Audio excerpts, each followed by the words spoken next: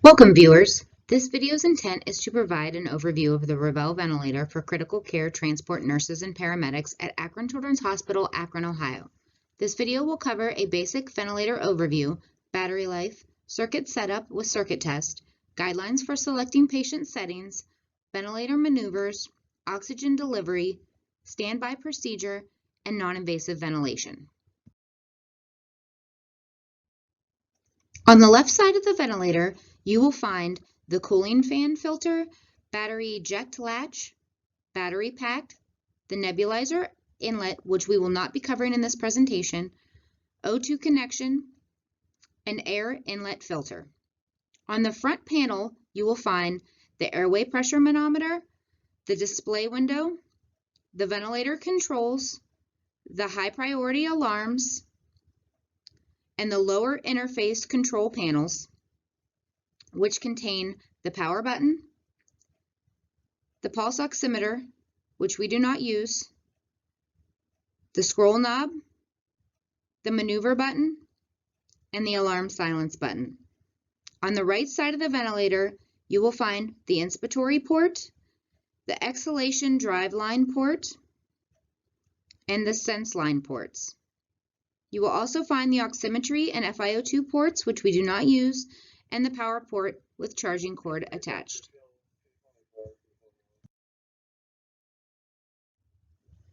This ventilator has a 4-hour battery life. To check the battery status, press the round button located on the battery next to the light bar. To remove the battery, first pull up on the battery eject latch marked 1 and then press the button on the underside of the battery marked 2. Batteries can be exchanged while the ventilator is running, which is also known as a hot swap. This procedure cannot exceed 3 minutes. There are 2 circuit sizes available for this ventilator: a pediatric circuit for any patient equal to or less than 30 kilograms, and an adult circuit for any patient greater than 30 kilograms. There is no filter needed on the inspiratory port of this ventilator due to the internal filter. There are 4 lines on the circuit: the inspiratory limb, the exhalation drive line port, and the 2 patient Y sense lines. Each line only fits to 1 port, therefore making it error-proof. The oxygen source can be a 50 psi high-pressure tubing or a standard oxygen tubing with a Christmas tree adapter.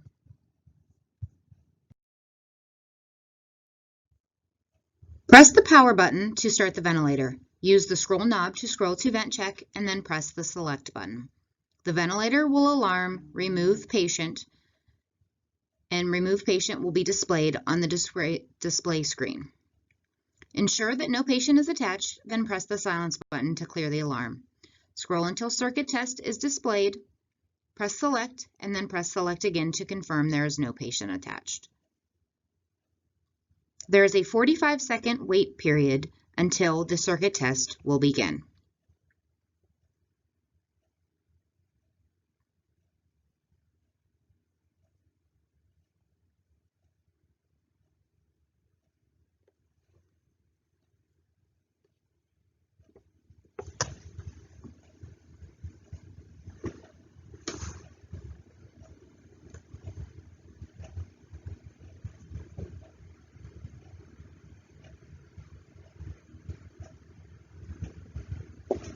Occlude Y when the message is displayed on the display window.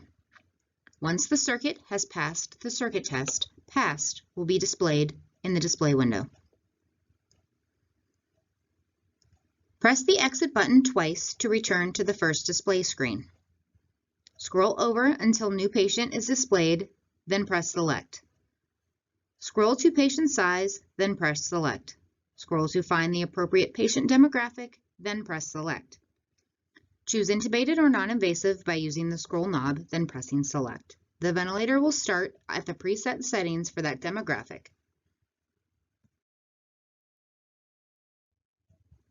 These are the setting guidelines that are determined by recommendations from our PICU attendings. Start with a PEEP of 5 unless the patient has stiff lungs and is hard to oxygenate. Set a respiratory rate and an I time appropriate for the patient's age group.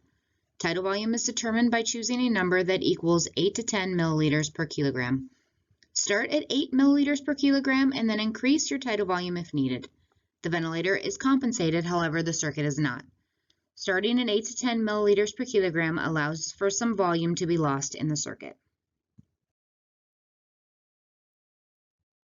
Start by selecting which mode and breath type you would like by pressing the mode and breath type buttons, scrolling until you reach the selection you would like. Then press the mode and breath type buttons again. The active settings will be illuminated, whereas the inactive settings will be dimmed out. Select which settings you would like to change by pressing the button under it. Scroll to change it, and then press the button again to confirm your selection. The eye time and tidal volumes are linked on this ventilator, meaning that you may not be able to get the eye time you want until you adjust the tidal volume, and vice versa. This applies even in a pressure mode. You may need to increase your tidal volume, even though it is dimmed, in order to achieve the correct eye time. The high priority alarms are displayed on the front of the ventilator and are the high and low pressure alarms and the low minute volume alarm. Set the alarms close to the values displayed in the display window, leaving enough room for a patient to take a spontaneous breath without the ventilator alarming.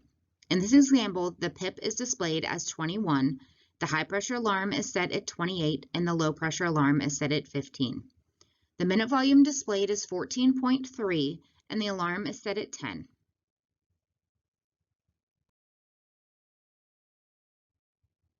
This ventilator is able to perform an inspiratory and expiratory hold.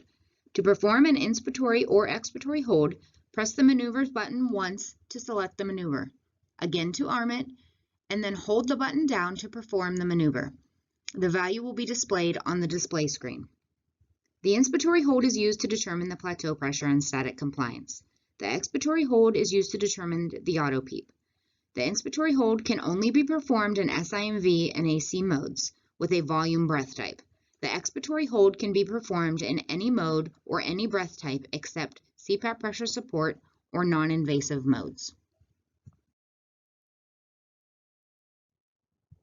When using a low-pressure O2 source, LPS must be selected for O2.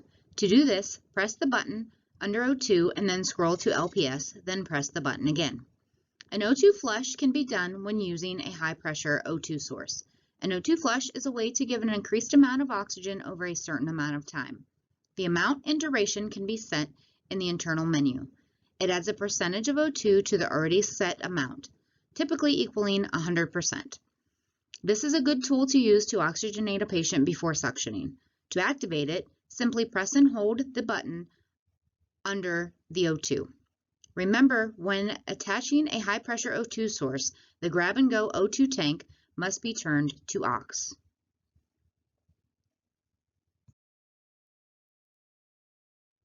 The ventilator can be placed in standby mode prior to placing the patient on the ventilator or during ventilation if the patient self-extubates or requires bagging for a prolonged period of time.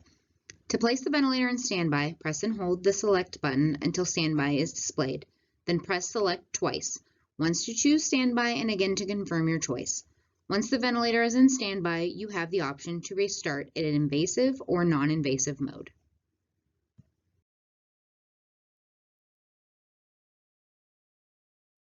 The Revel ventilator can be used in BiPAP mode, CPAP mode, or non-invasive pressure control mode.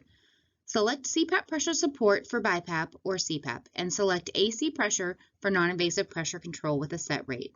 Non-invasive ventilation can be performed with a ram cannula or a full-face BiPAP mask without an exhalation valve, as shown.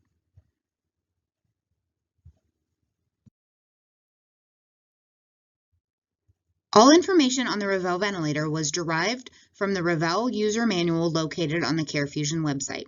I have no conflict of interest with this presentation and am not affiliated with CareFusion or the Revel ventilator in any way. This is an educational presentation with a target audience of critical care transport nurses and paramedics at Akron Children's Hospital, Akron, Ohio. Thank you and have a great day.